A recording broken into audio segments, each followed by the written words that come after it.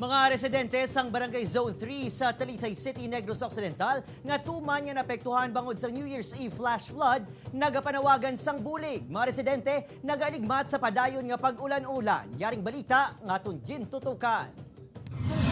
Kasi namas, magdako naman ang tubig, Bilahaw. Sa sulod sang Ilabanyo nga nahamtang sa mas mataas nga lugar, nanagong mag-asawa nga Rafael kag Leonisa Vaflor sa nagtaas ang tubig baha sa Purok Bayad, Barangay Zone 3 sa nagligan nga simana. Wala na ginpilit sa mag-asawa nga magtabok sa tagahawak nga tubig.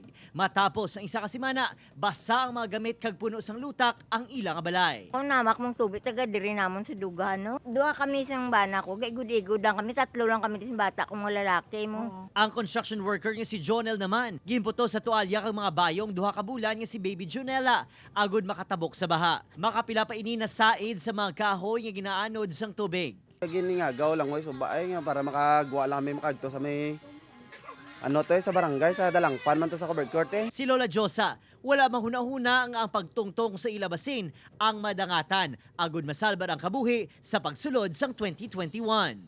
Bawasin ka sa amon, mabaw, blaya, kasi nabit kami para nila kami malumos ang bana ko. Hindi kami duwala kami mga bata, di kay bata namon sila yo. Isang Barangay Zone 3 sa lubos nga naapektuhan sang pagbaha sa syudad. 70% sa masobra 1,300 ka mga pamilya ang nahalitan.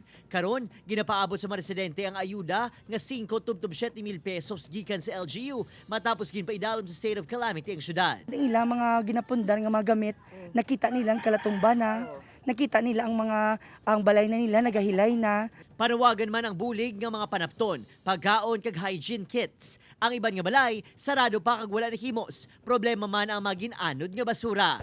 Kay mayara sang Good Samaritan nga willing gid magpangbulig sa mga tawo nga naapektuhan sang baha. 17 ka mga barangay sa Talisay City nahalitan. 15 milyones pesos nga pondo ang pwede maghamit sa LGU agud mahatagan sang ayuda kag maumpisahan ang mitigation efforts sang syudad kontra baha sa pagdeklara sang state of calamity. Adrian Prietos, 1 Western Visayas.